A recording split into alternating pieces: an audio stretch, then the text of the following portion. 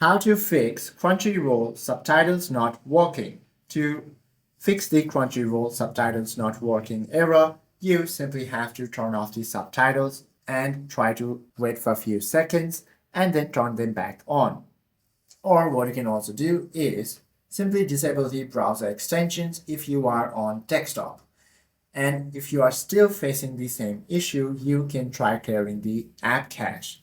Go ahead and open your device's app gallery, search the Crunchyroll application. Once you locate the icon, go ahead and long press it, then tap the I option to access the app info panel.